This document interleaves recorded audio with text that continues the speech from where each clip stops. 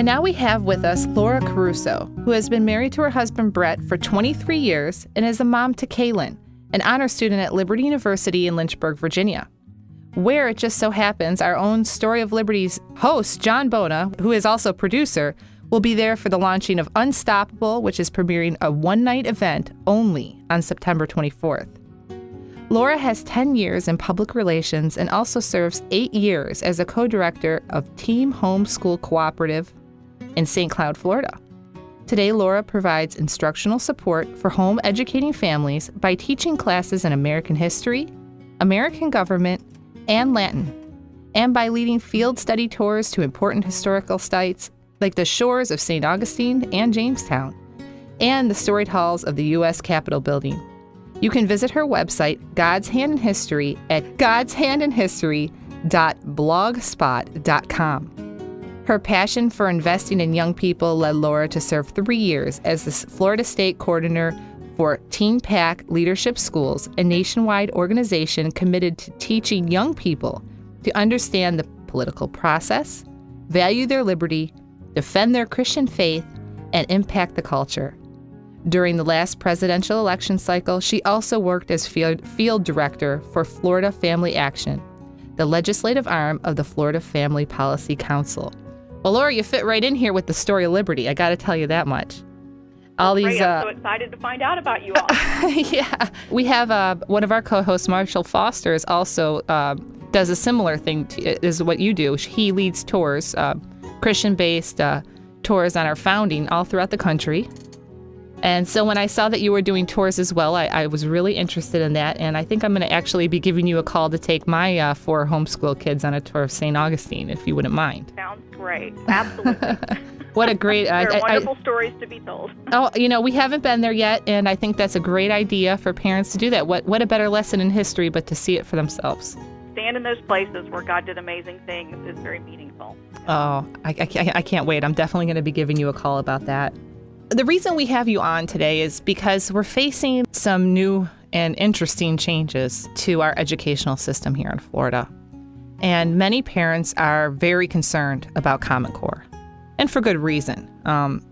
We just got off the phone with Dr. Ephraim, and she explained to us the curriculum issues with Common Core, as well as the data mining issues and the constitutionality problems that we have with it. These are all very important things that we need to be educated on. What I'm curious about is what caused you to become involved with opposing Common Core? I'm interested to know what brought you to your conclusion to either support or oppose it. Absolutely. Well, like most parents, the whole idea of Common Core kind of came out of nowhere.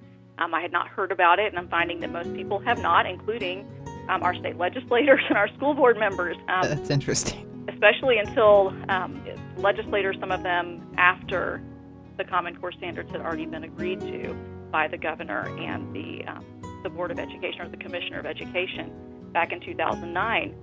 I recently attended one of our county's school district educational information meetings for parents, and again, the response is this is brand new information to them. So they had not heard about it until it was already a done deal.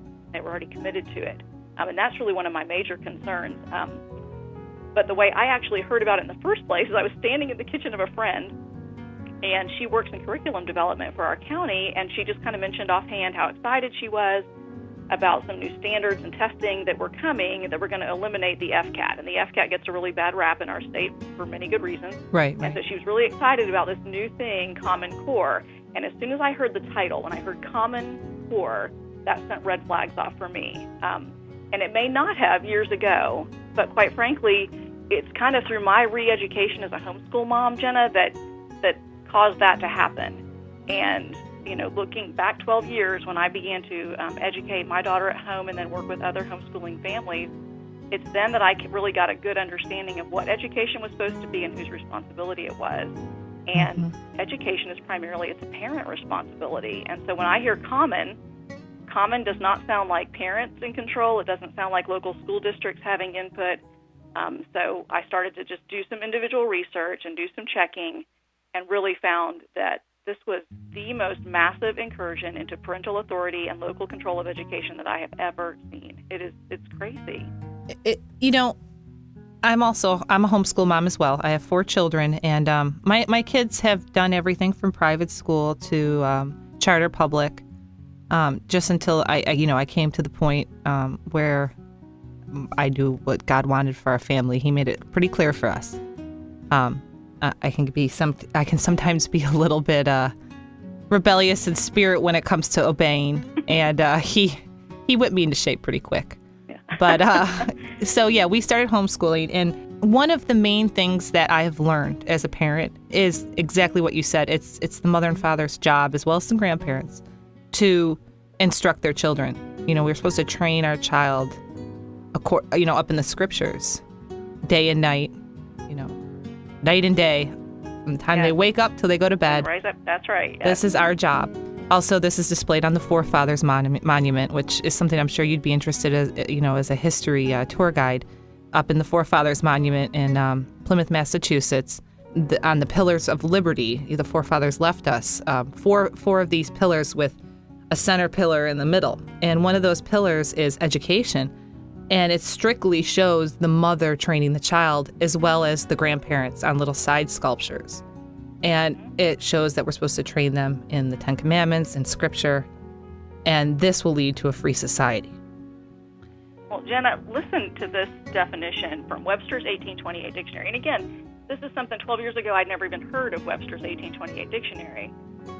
But I began to want to know, what you're looking at various approaches to education as a new homeschooling mom, and I'm thinking I'm grateful, talked to me about the education of the founders. And so I began to look at that, and we read from, that time frame. And this was a time that produced, the freest, most self-governing, and in fact, most literate generation in American history. Exactly. And so you go back, let's look at then what they said about education. And here's what Webster said. His definition of educate is to bring up as a child, to instruct, to inform and enlighten the understanding, to instill into the mind principles of arts, science, morals, religion, and behavior. To educate children well is one of the most important duties of parents and guardians. That's the definition. It's that not actually a gave me chills. Responsibility. That actually gave me chills, because we are so lacking this basic foundational principle of a free society, of freedom, of liberty. It all starts right there. Yes. And we're wondering why our liberties are being taken away. It's because we're not training. We haven't been for a very long time, children to understand these principles, and for parents to understand these principles. Many parents are just hearing about Common Core, and it's been introduced into the classroom already in many places, actually. What do parents need to know most about the Common Core standards? What are some things that parents can do that, to kind of maybe instruct their children on things they're missing, things like that? What are some things that parents can do to help their child out with this situation? Well, certainly we want to train at home, and that's a huge issue. But even, to be honest, if you have a child that's in the public school system and Common Core is being introduced, there's really only so much that you can do at home when they're subject to that. They are not just academic standards. These are methodologies of teaching. These are behavior modification techniques that they're being subjected to. So while it's very subtle, they're under a whole different authority for, most of the day. And so it's hard to undo that at home, and it's especially hard to undo that if you don't know what's happening. So I think my first piece of advice is if we agree that parents truly are responsible and have the authority for the education of their children, then we've got to take that back. And so it begins with the parent sitting in the classroom if they're able, looking at the textbooks if they're able. But beyond that, in relation to Common Core, this is just something that needs to be hands down rejected. So I hate to give too much advice about how to cope with it, right? Because I don't think we should be planning how to cope with it. I think we should be planning right now how to fight it. Exactly. Parents need to reclaim that authority that they have over their children's education. Public education here in the state of Florida is one option that parents may use to accomplish that responsibility that they have of educating their child. And thankfully, we also have the options of private education or of home education to accomplish our responsibility. But it's important that we take that responsibility seriously and retain control at the local level of what's being taught, and Common Core completely goes around that. I'm sure Dr. Ephraim talked to you about the fact that the standards have to be adopted verbatim, and truly, your local school district has absolutely no control, and you as a parent don't. I saw parents raise their hands in these meetings and say, what if I'm in disagreement with something that's being taught? Can I appeal to the school board? And the district employees said, you can't. No, our hands are tied. Well, can I appeal to my legislature? No, their hands are tied. It's frustrating. And that is true. That is true. It's frustrating. The only way to fight this. It's frustrating. It's very unconstitutional. Actually, my husband, John Featherstone, right now is up in the running for the appointment from Governor Scott for our local District 2 school board position here. And the reason he's doing that is because of the frustration that we received from not receiving answers from the school board.